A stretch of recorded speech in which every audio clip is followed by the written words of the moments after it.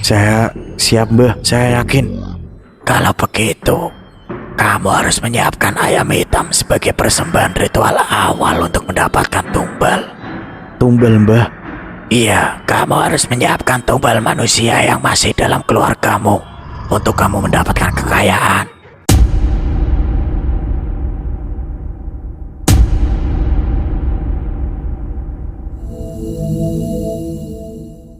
Jaka, kamu bantuin ibu ya. Tolong bersihkan semua piring yang kotor di dapur. Teriak ibunya. Iya bu, bentar. Jawab Jaka. Sekarang Jaka, nunggu apa sih? Timpal ibunya. Jaka yang sedari tadi sedang berada di dalam kamarnya langsung bergegas menuju ke dapur untuk membantu ibunya mencuci piring.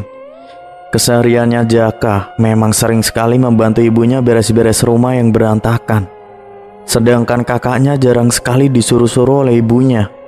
Mungkin karena Mas Sandi ini adalah anak kesayangan dari Bu Marni. Bahkan Mas Sandi tidak pernah dimarahi oleh Bu Marni.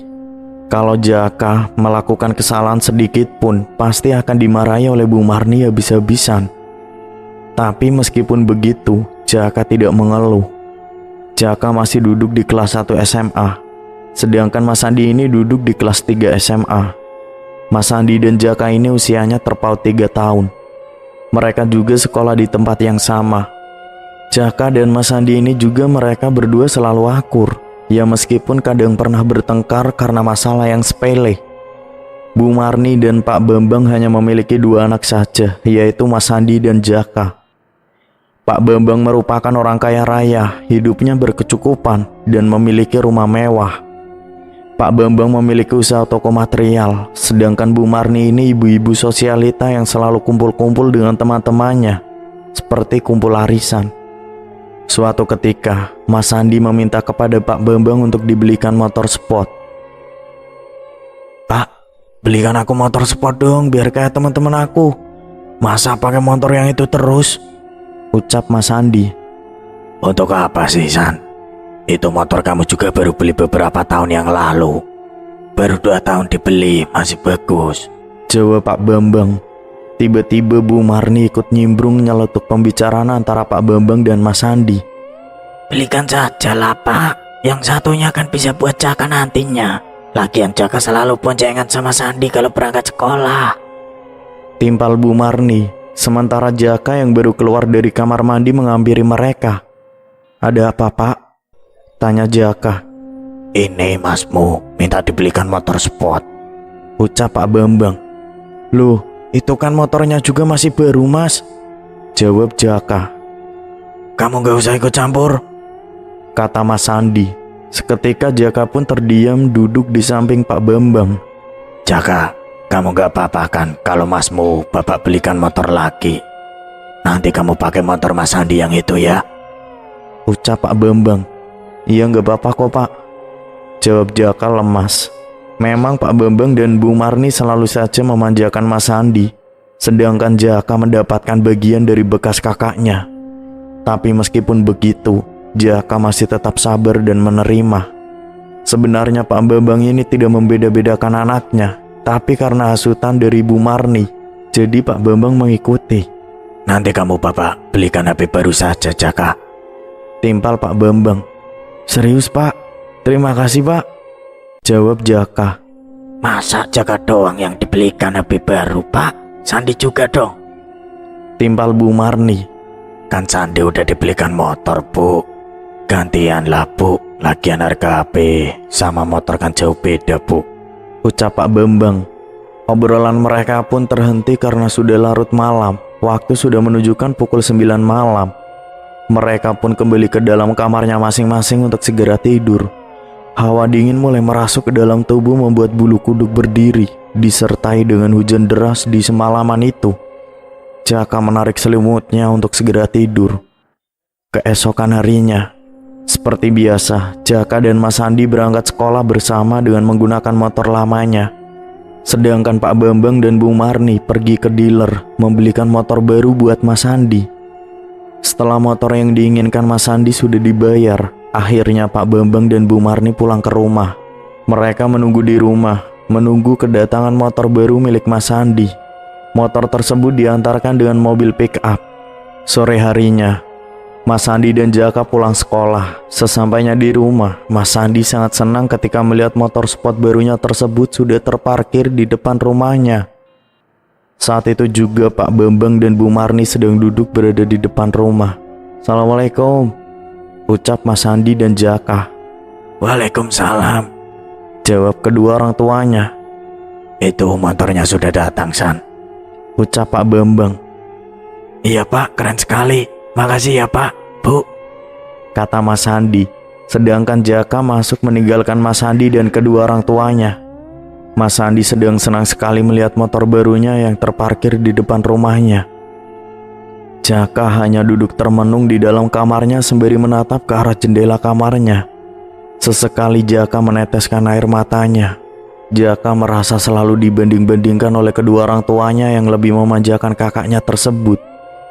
Jaka pun tidak tahu kenapa kedua orang tuanya sampai bersikap seperti itu kepada Jaka. Padahal Jaka merasa kalau Jaka tidak merasa bersalah. Dia selalu nurut dengan kedua orang tuanya dan selalu membantu kedua orang tuanya. Tapi Mas Sandilah yang selalu dibanggakan, dimanjakan. Saat Jaka sedang berada di dalam kamar, tiba-tiba ada seseorang yang mengetuk pintu. "Jaka," ucapnya dengan terburu-buru. Jaka mengusap air matanya yang mengalir ke pipi. "Iya, masuk Pak," teriak Jaka. Ternyata Pak Bambang yang datang menghampiri Jaka dan membawakan sesuatu. "Jaka, kamu lagi ngapain?" tanya Pak Bambang. "Enggak ngapa-ngapain kok Pak," jawab Jaka. "Ada apa Pak?" tambah Jaka. "Ini Bapak bawain sesuatu buat kamu nak," ucap Pak Bambang. Kemudian Pak Bambang mengambil sesuatu di dalam tas yang dibawanya. "Ini Jaka buat kamu. Kamu suka enggak?" ucap Pak Bambang. Jaka pun tak segan untuk menerimanya. Lalu Jaka langsung membungkus hadiah dari bapaknya itu. "Wah, terima kasih ya Pak, aku suka banget," jawab Jaka. Pak Bambang memberikan Jaka sebuah HP keluaran terbaru untuk Jaka. Singkat cerita, Mas Sandi pun lulus sekolah. Mas Sandi melanjutkan kuliahnya di sebuah universitas yang ada di kotanya. Sedangkan Jaka masih duduk di bangku kelas 2 SMA. Ketika Mas Sandi kuliah, Jaka jadi berangkat sekolah sendiri, tidak barengan lagi dengan kakaknya itu. Saat malam hari, keluarganya Pak Bambang makan bersama di meja makan. Mereka menikmati makan malamnya sembari saling bercerita tentang kesehariannya tadi. Setelah selesai makan, tiba-tiba saja Mas Sandi nyeletuk kepada Pak Bambang. "Pak, teman-teman aku di kampus kan banyak sekali yang pakai mobil yang mewah-mewah dan bagus Pak," ucap Mas Sandi. "Iya, terus kenapa?" tanya Pak Bambang. Aku mau minta dibelikan mobil Pak," jawab Mas Sandi. "Kamu ini ya Sandi, tahun kemarin kamu baru saja beli motor sport, sekarang mintanya mobil. Nanti apa lagi San?" ucap Pak Bambang naik pitam. "Please ya Pak, sekali ini saja belikan aku mobil Pak," ucap Mas Sandi. "Gak Sandi, Bapak gak mau. Kamu itu semakin lama semakin gelunjak," jawab Pak Bambang. Seketika seperti biasanya, Bu Marni selalu ikut nyeletuk pembicaraan Pak Bambang dan Mas Sandi. "Belikan saja lah Pak," timpal Bu Marni. "Enggak Bu," jawab Pak Bambang singkat sembari beranjak pergi dari tempat makan tersebut. Kemudian Mas Sandi kembali merengek kepada ibunya supaya dibelikan mobil baru. Sedangkan Jaka, dia juga langsung beranjak pergi masuk ke dalam kamarnya. "Bu, belikan aku mobil ya Bu. Teman-teman aku naik mobil semua, masa aku enggak?" ucap Mas Sandi. "Iya, nanti Bu belikan," jawab Bu Marni. "Yes, terima kasih ya Bu," ucap Mas Sandi. Beberapa hari kemudian, tiba-tiba terparkir sebuah mobil mewah yang terlihat masih baru. Pak Bambang pun heran itu sebenarnya mobil siapa. Bu, sini cepat," teriak Pak Bambang. Kemudian Bu Marni pun datang menghampiri Pak Bambang yang ada di depan rumah. "Ada apa Pak?" tanya Bu Marni. "Ini mobil siapa Bu di sini?" tanya Pak Bambang. "Mobilnya Sandi lah Pak," jawab Bu Marni santai.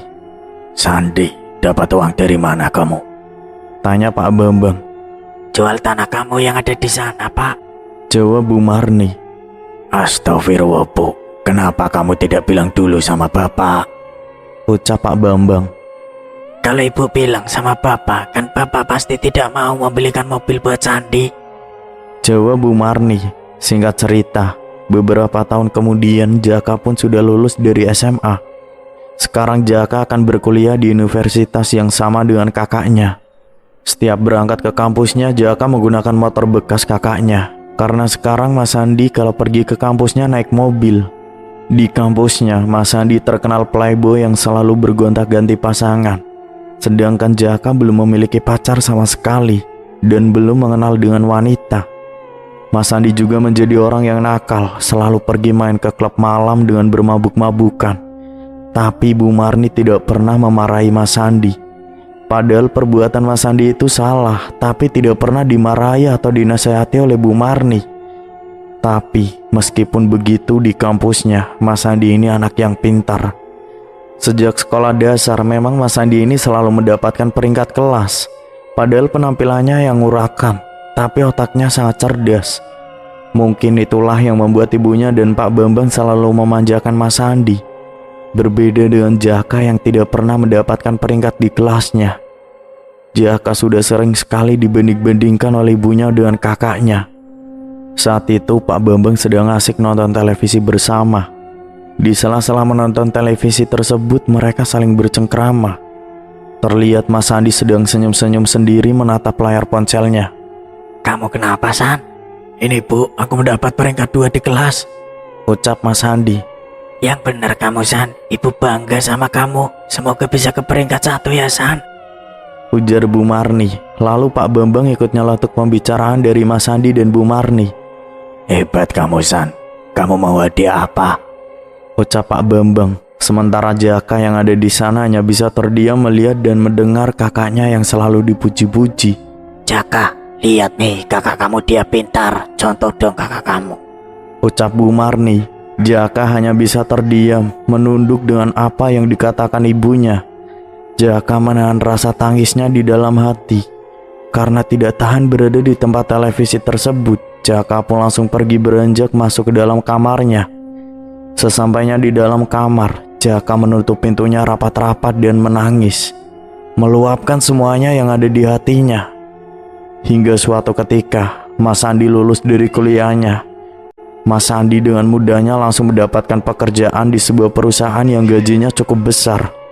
Sedangkan Jaka masih berkuliah. Semakin dibanding-bandingkan. Makanya, kamu sekolah yang rajin dan pintar, Jaka. Biar nanti kamu mendapat pekerjaan yang sama dengan kakakmu. Ucap Bu Marni. Ya Bu, jawab Jaka singkat. Lagi-lagi keberuntungan datangnya pada kakaknya. Jaka selalu dijadikan bahan perbandingan oleh ibunya. Rasa sakit hatinya selalu terpendam di dalam hati. Meskipun begitu, Jaka masih terus bersabar. Setiap harinya dari masa SMP sampai sekarang, Jaka berkuliah. Jaka selalu membereskan pekerjaan rumahnya dengan menyapu, mengepel, mencuci piring, dan lain sebagainya. Karena ibunya selalu sibuk pergi dengan teman-temannya, ibu-ibu sosialita, karena di rumahnya memang tidak menggunakan jasa ART. Jadi setiap pulang sekolah atau ngampus, Jaka langsung membereskan semuanya. Jaka berbeda dengan teman-temannya yang bisa main dan nongkrong kesana kemari. Karena Jaka harus membantu ibunya. Kalau Jaka tidak membantu ibunya membereskan semua pekerjaan rumah, pasti Jaka akan dimarahi ibunya habis-habisan. Singkat cerita, Mas Sandi memperkenalkan pacarnya kepada Bu Marni dan Pak Bambang. Pacarnya Mas Sandi dibawa ke rumahnya. Assalamualaikum, ucap Mas Sandi. Waalaikumsalam, jawab kedua orang tuanya. Siapa ini, San? Tanya ibunya. Kenalin, ini pacar aku, Pak, Bu, jawab Mas Sandi. Saat itu Jaka yang membuatkan minuman untuk mereka semua. Ini silakan diminum, ucap Jaka. Lalu Jaka duduk di antara mereka semua. Itu siapa, Mas? Tanya pacar Sandi. Itu adik aku, namanya Jaka, jawab Mas Sandi. Hubungannya Mas Sandi dengan pacarnya tersebut direstui oleh kedua orang tuanya. Mas Sandi dan Yuni pun menjalin hubungan yang cukup serius. Mas Sandi memiliki niat untuk menikahi Yuni. Hari demi hari, bulan demi bulan, tahun demi tahun telah berlalu.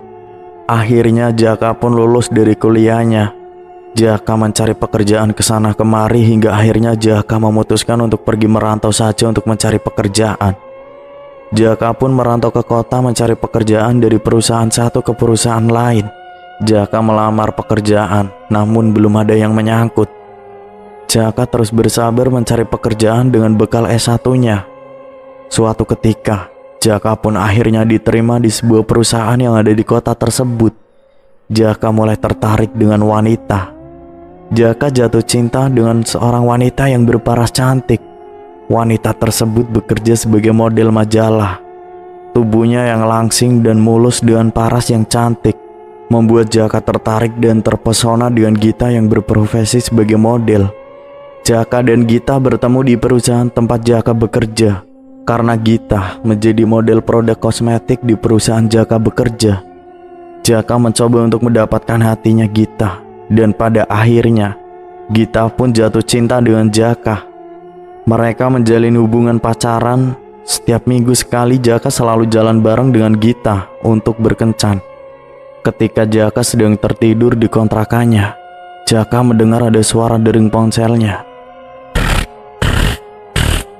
Jaka yang sedang melamun menatap ke arah langit-langit dinding langsung terperenjat dan langsung melihat notif nama panggilan di layar ponselnya.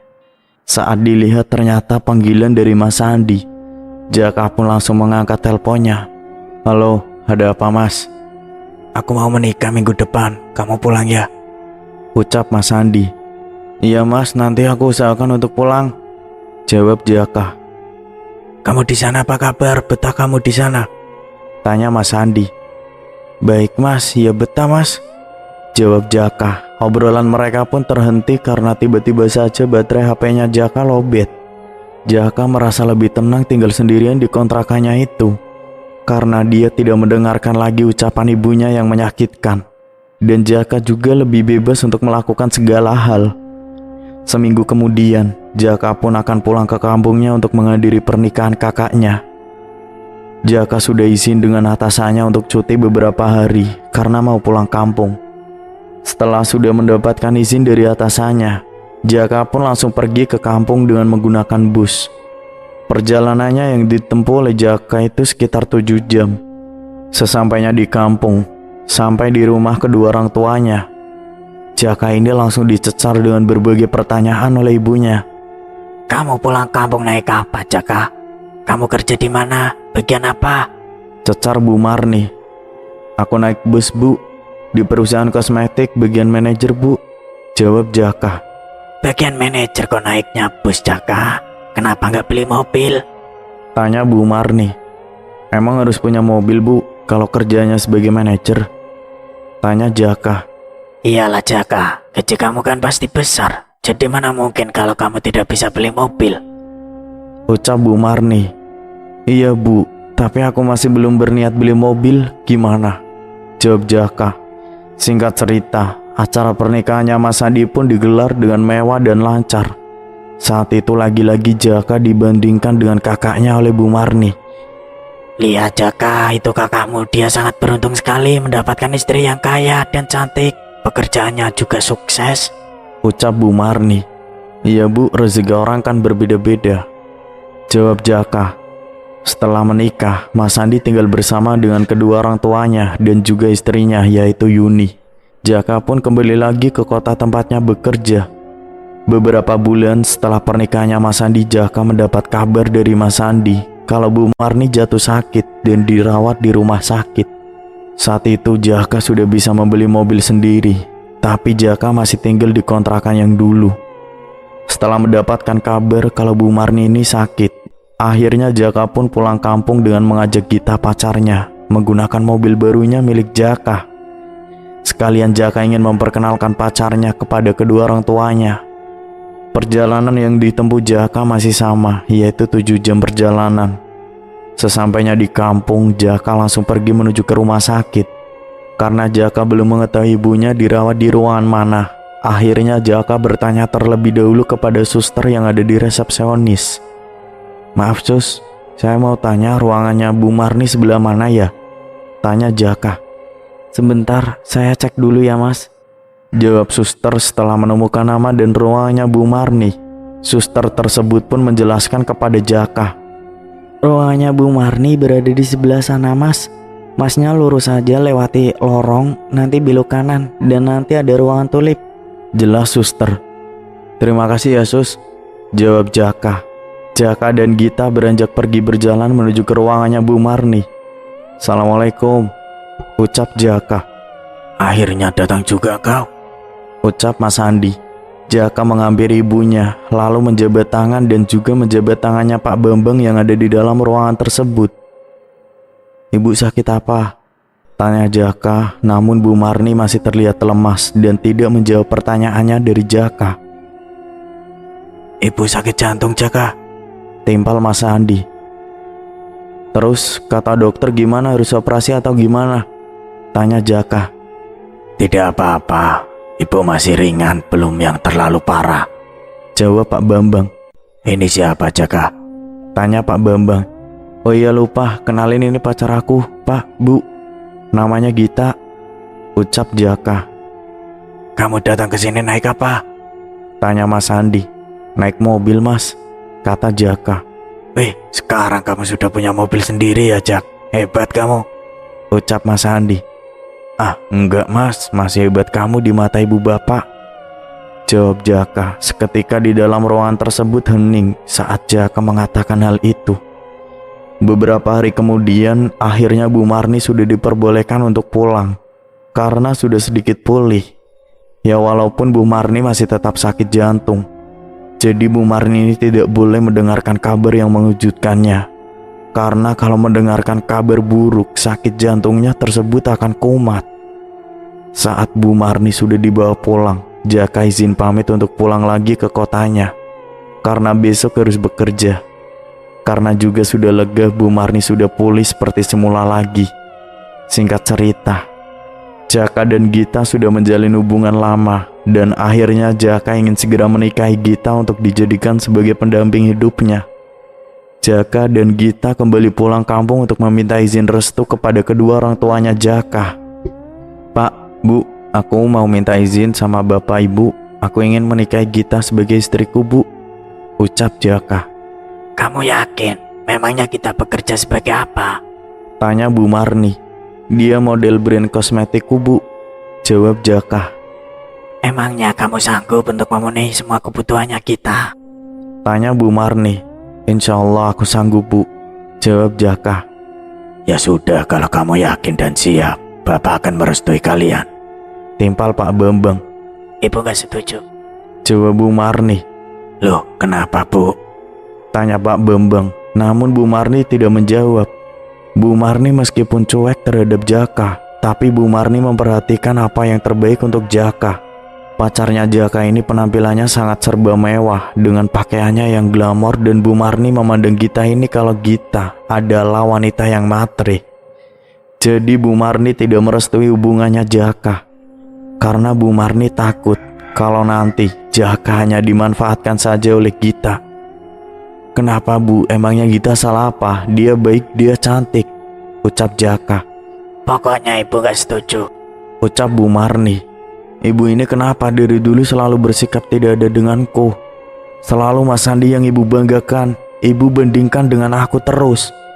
Aku udah sabar Bu dari dulu.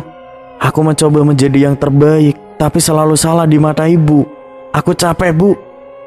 Jelas Jaka mengeluarkan semua isi hatinya yang selama ini terpendam. Terserah ibu mau merestui aku sama Gita atau enggak. Yang penting bapak sudah merestui aku dan Gita. Aku akan tetap menikah, Bu, ucap Jaka. Kemudian Jaka pun pergi meninggalkan kedua orang tuanya.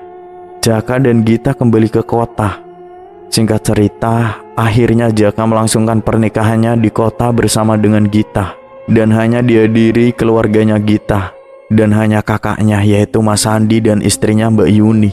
Setelah resmi menikah, Gita ikut tinggal di kontrakannya Jaka. Pekerjaannya Jaka semakin lancar, dan uang yang didapatnya itu bisa memenuhi kebutuhannya dari istrinya yang hidup serba mewah. Namun hingga suatu ketika, Jaka ini dikeluarkan dari perusahaannya karena perusahaannya Jaka bekerja tersebut mengurangi pengurangan perusahaannya tengah diambang kebangkrutan. Gita juga kena imbasnya. Dia sudah berhenti menjadi model di perusahaan tersebut. Mereka berdua akhirnya menganggur. Namun Jaka dan Gita mendapatkan uang pesangon dari perusahaannya. Uang pesangon Jaka dan Gita itu dijadikan satu untuk modal buka usaha kecil-kecilan di pasar. Jaka dan Gita membuka usaha toko kelontong di pasar. Dan sekarang Gita tidak berpenampilan seperti dulu karena menyesuaikan dengan keadaannya. Toko kelontongnya Jaka dan Gita pun akhirnya sudah dibuka. Hari-hari awal Jaka dan Gita buka toko kelontongnya itu cukup ramai orang yang datang. Tapi akhir-akhir ini usaha kelontongnya semakin sepi. Tidak ada yang datang. Hingga akhirnya aset mobil milik Jaka satu-satunya itu harus Jaka jual untuk memenuhi kebutuhan makannya sehari-hari. Suatu ketika tiba-tiba saja ibunya Jaka kumat kembali. Jaka mendapatkan kabar dari Mas Sandi untuk pulang kampung.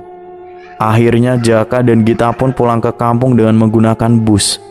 Sesampainya di rumah sakit, ibunya terlihat sedang berbaring di ranjang rumah sakit. "Bu, semoga ibu cepat sembuh ya," ucap Jaka. Mau ngapain kamu datang kemari? Jawab Bu Marni. Ibu nggak boleh seperti itu. Timpal Pak Bambang. Jaka, kamu sama istrimu kok terlihat kurus sekarang. Dan terlihat lesu tidak seperti dulu. Kalian kenapa? Tanya Pak Bambang. Kamu datang ke sini naik apa? Tanya Mas Sandi. Naik bus, Mas. Iya Pak, aku sama Gita sudah dikeluarkan dari perusahaan. Dan sekarang kita buka toko kelontong di pasar. Mobilnya juga udah aku jual. Jadi kesini naik bus, jawab Jaka.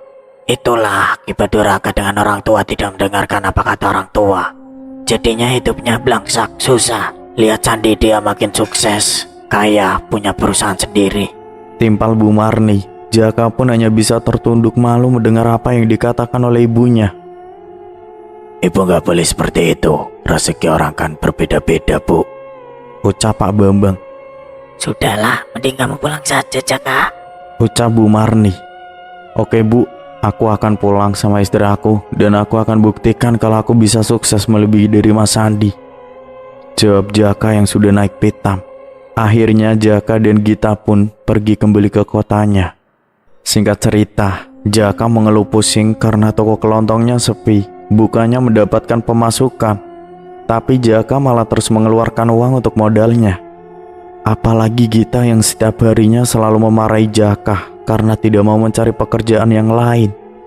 Bukannya Jaka tidak mau, tapi Jaka sudah mencari pekerjaan kesana kemari, hasilnya masih tetap nihil. Jaka belum mendapatkan panggilan kerja. Saat malam hari, ketika Jaka sedang berbaring sembari menatap layar ponselnya, tiba-tiba Jaka melihat ada sebuah berita yang bisa membuat orang menjadi kaya mendadak. Jaka pun memperlihatkan kepada istrinya berita tersebut. Gita, lihat ini. Apa kita melakukan pesugihan pantai selatan ini saja, Git? Kita bisa kaya raya mendadak, ucap Jaka. Aku setuju, Mas. Kita besok langsung ke sana aja, Mas. Lebih cepat lebih baik, jawab Gita. Akhirnya Jaka dan Gita sepakat untuk besok mendatangi tempat yang tertuliskan di dalam berita tersebut. Keesokan harinya, Jaka dan Gita bersiap-siap untuk datang ke tempat padepokan untuk melakukan pesugihan pantai selatan. Jaka dan Gita menggunakan bus untuk menuju ke tempat itu. Perjalanan yang ditempuh cukup lama karena tempatnya cukup jauh dari kota yang ditinggali Jaka. Beberapa jam berlalu, akhirnya Jaka dan Gita sampai di sebuah padepokan. Jaka dan Gita langsung berjalan menuju ke padepokan tersebut. Assalamualaikum, ucap Jaka dan Gita. Waalaikumsalam, silakan masuk, ucap Kuncen yang ada di dalam padepokan tersebut. Kuncen ini juru kuncinya dari pantai selatan. Saya tahu maksud dari kedatangan kalian datang kemari. Ceritakan saja semuanya, ucap Kuncen. Akhirnya Jaka dan Gita pun menceritakan semuanya kepada Kuncen apa yang dialaminya. Apakah kamu siap untuk melakukan semua ritualnya dan syarat-syaratnya karena resikonya sangat besar, ucap Mbak Kuncen. Saat itu Jaka dan Gita sempat ragu karena mereka merasa takut. Tapi ketika mengingat ucapan ibunya yang menyakitkan itu, akhirnya Jaka dan Gita yakin dan siap untuk melakukan apapun. Saya siap, Mbah, saya yakin. Kalau begitu, kamu harus menyiapkan ayam hitam sebagai persembahan ritual awal untuk mendapatkan tumbal. Tumbal, Mbah? Iya, kamu harus menyiapkan tumbal manusia yang masih dalam keluargamu untuk kamu mendapatkan kekayaan. Jawab Mbah Kuncen. Bagaimana? Apa kamu sanggup? Tanya Mbah Kuncen. Sanggup, Mbah. Jawab Jaka. Bagus. Kalau begitu, kamu dan istrimu harus melakukan sebagai syaratnya terlebih dahulu. Ucap Mbah Kuncen. Apa syaratnya, Mbah? Kamu dan istrimu harus melakukan puasa muti selama 3 hari saat nanti melakukan ritual 3 hari. Ucap Mbah Kuncen. Maksudnya bagaimana itu, Mbah? Tanya Jaka. Saat melakukan ritual, nanti malam dan 3 hari ke depan, kamu tidak boleh makan minum sama sekali dan tidak boleh tidur. Jelas Mbah Kuncen. Baik, Mbah. Jawab Jaka. Singkat cerita, malam harinya sekitar pukul 12 malam lebih, Jaka dan Gita dibawa Mbah Kuncen ke sebuah tempat yang lokasinya tidak cukup jauh dari padepokan tersebut. Di kegelapan malam mereka bertiga berjalan. Hawa dingin merasuk ke dalam tubuh Jaka dan Gita. Berjalan mengekor di belakang Mbah Kuncen. Hingga akhirnya mereka semua sampai di sebuah tempat di tengah hutan. Di dalam hutan tersebut terdapat goa yang sangat gelap sekali. Mbah Kuncen mulai menyalakan kemenyan di dalam goa tersebut, dan sesajen yang sudah dibawanya diletakkan di dalam goa tersebut. Tak lupa juga dengan ayam hitam yang sudah dibawanya sebagai persembahan nantinya kepada Ratu Pantai Selatan. Mbah Kuncen juga memberikan sebuah mantra untuk nantinya Jaka dan Gita rapalkan pada saat ritual. Ini mantranya yang harus kamu baca. Nanti ingat, kalian harus puasa muti selama 3 hari. Dan nanti saya akan menjemput kalian lagi ke sini. Ucap Mbah Kuncen. Baik, Mbah, kami mengerti. Ucap Jaka. Ingat, kalian jangan pernah menoleh ke belakang kalau mendengar suara gangguan-gangguan apapun. Dan kalian jangan membacakan doa-doa apapun, meskipun kalian dalam keadaan yang sangat takut. Kata Mbah Kuncen. Jaka dan Gita pun mengangguk mengerti apa yang dikatakan oleh Mbah Kuncen. Singkat cerita, Jaka dan Gita mulai duduk bersila di dalam gua tersebut dengan beralaskan daun. Dan di dalam gua tersebut sangat gelap sekali, hanya ada penerangan dari lilin yang dinyalakan tadi. Jaka dan Gita mulai membacakan mantranya. Hawa dingin mulai merasuk ke dalam tubuhnya serta banyak nyamuk yang mengerumuni tubuhnya. Karena di dalam gua sangat gelap dan membuat suasana semakin mencekam. Terdengar sayup-sayup suara kelelawar dari ujung goa. Tidak hanya satu, tapi suara tersebut terdengar banyak sekali. Jaka dan Gita semakin merinding saat mendengar ada suara seperti harimau yang sedang mengerang. Mereka berdua ketakutan, tubuhnya gemeteran. Tapi mereka ingat pesan dari Mbah Kuncen untuk tidak melihat ke arah belakang, apapun yang telah mengganggunya. Jaka dan Gita juga mendengar ada suara tapakan kaki yang sangat berat, membuat tubuh mereka yang ada di dalam gua tersebut terguncang. Tubuhnya semakin terguncang dan gemetaran, namun Jaka dan Gita masih terus merapalkan mantranya. Tidak hanya itu, Jaka dan Gita juga mendengar ada suara anak kecil yang sedang bermain dengan suara ketawa-tawanya, membuat bulu kuduk Jaka dan Gita merinding. Keringat dingin mulai membasahi bajunya. Hari pertama sudah terselesaikan. Hari berikutnya Jaka dan Gita masih tetap melakukan ritualnya dengan membacakan mantranya. Malam kedua suasananya semakin mencekam. Jaka tiba-tiba mencium bau anyir darah seperti bangkai saat Jaka dan Gita sedang merapalkan mantranya. Dan beberapa saat kemudian tiba-tiba tercium bau kembang-kembangan yang sangat wangi sekali. Di saat yang bersamaan, Jaka dan Gita mendengar tapakan sepatu kuda. Suara sepatu kuda tersebut juga dibarengi dengan suara kerincing yang terdengar sayup-sayup di telinganya, membuat Jaka dan Gita sangat ketakutan karena mereka tahu kalau itu pasti kedatangan dari Ratu Pantai Selatan dengan Kencana dan beberapa pengawalnya. Hembusan angin masuk ke dalam gua tersebut. Anginnya cukup kencang membuat bulu kuduknya berdiri merinding. Jaka dan Gita merasa di tubuhnya seperti ada sebuah kain selendang yang menempel ke tubuhnya. Tubuhnya terasa geli dan takut saat selendang itu nempel di tubuh.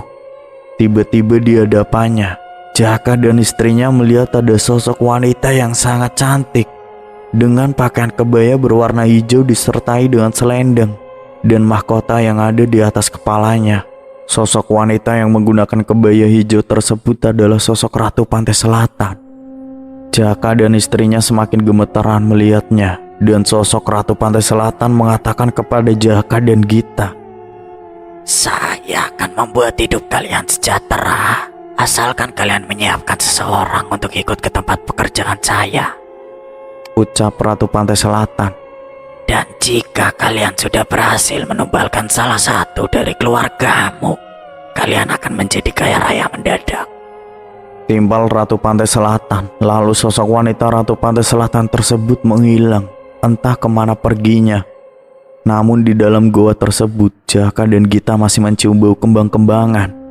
Jaka dan Gita melanjutkan kembali ritualnya. Singkat cerita, hari ketiga pun sudah dilakukannya. Mbah Kuncen datang untuk menepuk pundaknya Jaka dan Gita.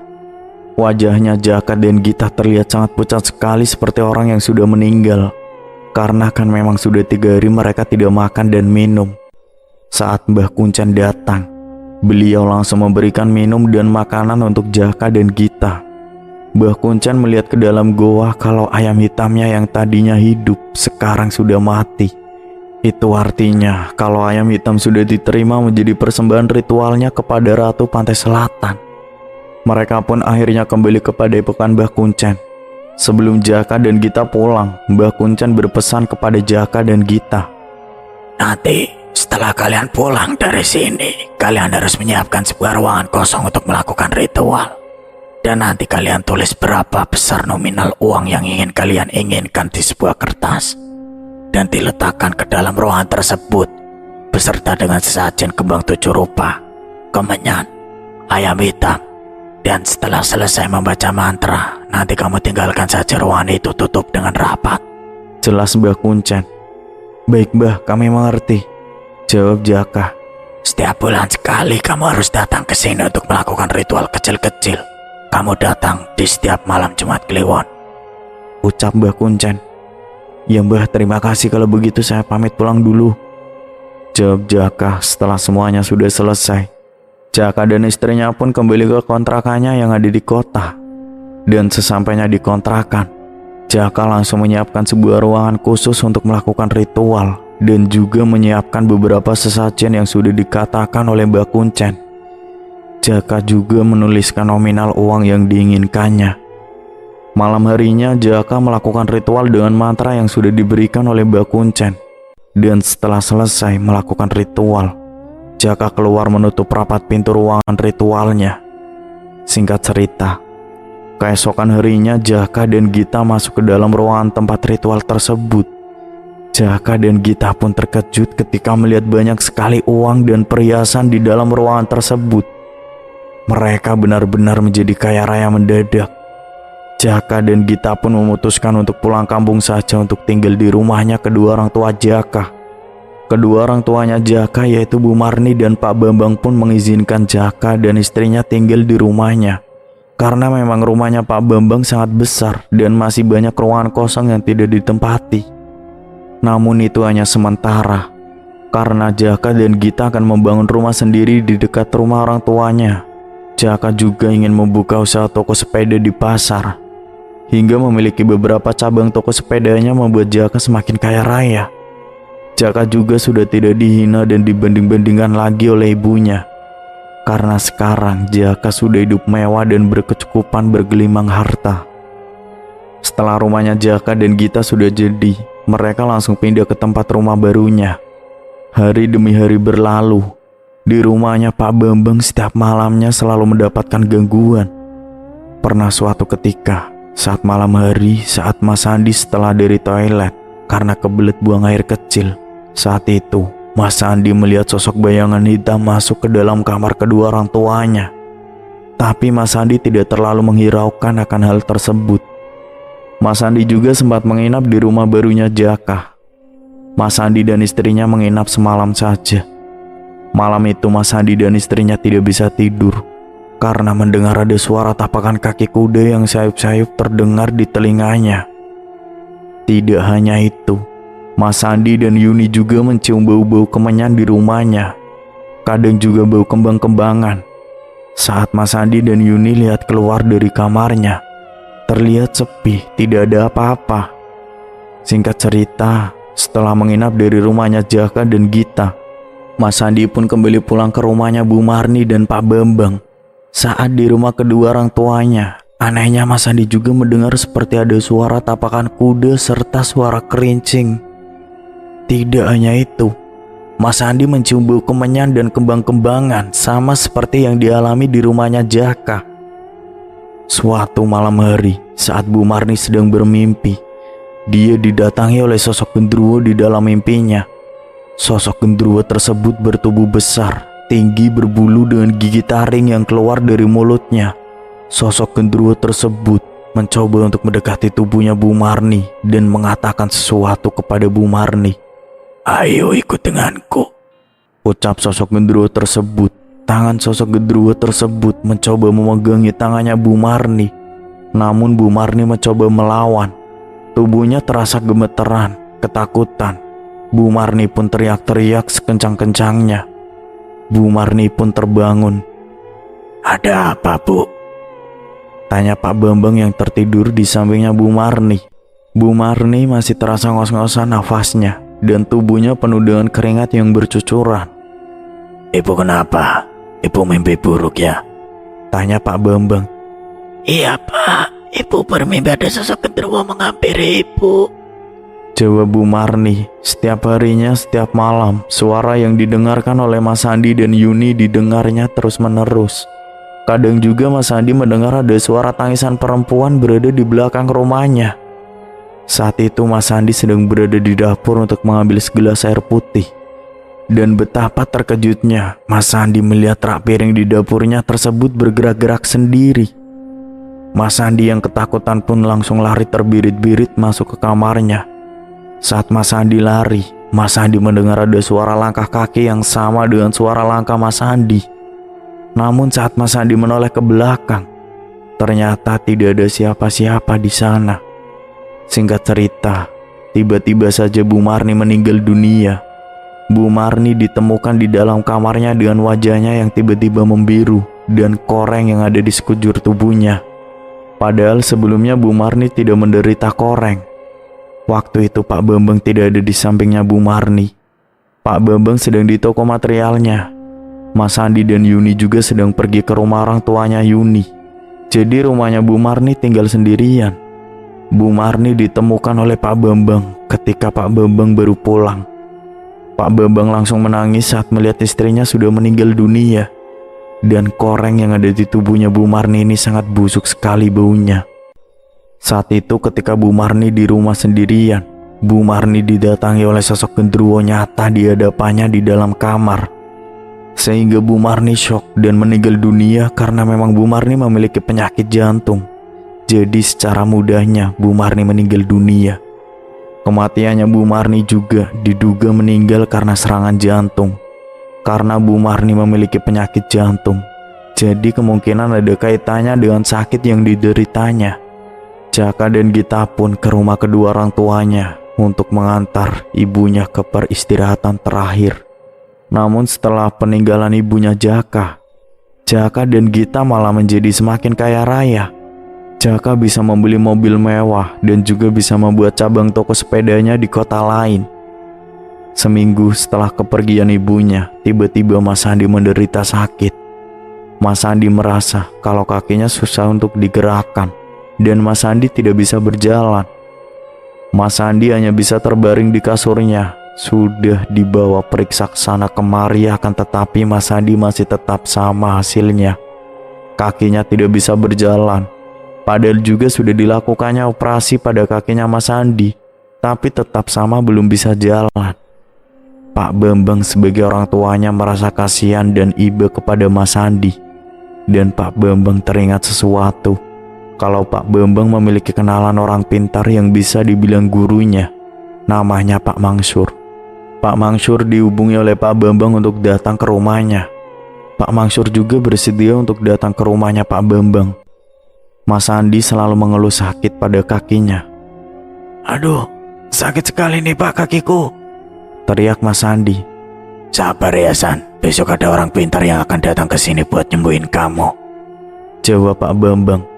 Saat Mas Andi ini menderita sakit pada kakinya, Mas Andi menjadi sering memarahi istrinya, membentak istrinya sehingga setiap harinya selalu terjadi cekcok antara Mas Andi dengan Mbak Yuni. Singkat cerita, keesokan harinya, Jaka dan Gita jenguk Mas Andi dengan membawakan buah tangan. Namun saat mendengar ada tamu datang, Jaka dan Gita ini buru-buru bergegas untuk pulang. Jaka dan istrinya berpapasan dengan Pak Mangsur di depan rumah Pak Bambang. Astagfirullah, ucap Pak Mangsur ketika melihat Jaka dan Gita. Tanpa berbasa-basi terlebih dahulu, Jaka dan Gita langsung pergi. Pak Mangsur ini langsung diajak masuk Pak Bambang ke dalam kamarnya Mas Andi. Saat di dalam kamarnya Mas Andi, Pak Mangsur langsung duduk di samping ranjangnya Mas Andi. Dan Pak Mangsur meminta untuk diambilkan segelas air putih. Pak Mangsur mulai berkomat-kamit membacakan ayat-ayat suci Al-Quran. Namun saat Pak Mangsur membacakan ayat-ayat suci Al-Quran, tiba-tiba Mas Andi seperti orang yang kerasukan. Tubuhnya mencakar-cakar spraynya, dan juga tatapannya menjadi kerung sangat tajam seperti akan menerkam mangsanya. Namun Pak Mangsur masih tetap membacakan ayat-ayat suci Al-Quran. Mas Andi memberontak. Seketika ruangan kamarnya tersebut ada hembusan angin kencang sehingga membuat gorden jendelanya bergerak-gerak dengan sendirinya. Kamu siapa? Kenapa kamu ada di dalam tubuhnya orang ini? Tanya Pak Mangsur. Bukan urusanmu, jawab sosok yang ada di dalam tubuhnya Mas Andi. Karena sosok tersebut tidak mau menceritakan siapa dirinya, Pak Mangsur pun langsung membacakan doa untuk mengusir atau mengeluarkan sosok yang ada di dalam tubuhnya Mas Andi. Wahai kau yang ada di dalam tubuhnya orang ini, keluar kau, atau mau saya bakar dengan ayat-ayat Al-Quran, ucap Pak Mangsur. Mas Andi masih terus mengerang dan memberontak. Pak Mangsur terus berkomat-kamit mengeluarkan sosok yang ada di dalam tubuhnya Mas Andi. Dan saat Pak Mangsur sedang membacakan doa, tiba-tiba saja Mas Andi pingsan. Itu tandanya sosok yang ada di dalam tubuhnya Mas Andi sudah keluar. Kemudian Mas Andi setelah tersadarkan diri diberikan air minum yang sudah didoakan oleh Pak Mangsur. Minum air putih ini, jangan habiskan, sisanya kamu basuhkan ke wajah dan kakimu, ucap Pak Mangsur. Mas Andi mengikuti apa yang dikatakan oleh Pak Mangsur. Dan setelah diminum, sisanya Mas Andi basuhkan ke wajah dan kakinya. Lalu Pak Mangsur menjelaskan kalau selama ini tubuhnya Mas Andi, seluruh tubuhnya sudah dipengaruhi oleh ilmu hitam atau ilmu gaib. Sosok jin yang mempengaruhi Mas Andi adalah jin Dasim yang membuat rumah tangga Mas Andi ini akan berantakan. Makanya Mas Andi selalu memarahi, membentak Mbak Yuni. Sebenarnya Mas Andi ini akan dijadikan tumbal seseorang, ucap Pak Mangsur. Tumbal siapa Pak? Yang melakukannya siapa Pak? Tanya Mas Andi. Masih saudara kandungmu. Tadi saya waktu berpapasan dengan adikmu dan istrinya, saya terkejut karena mereka berdua berkepala ular.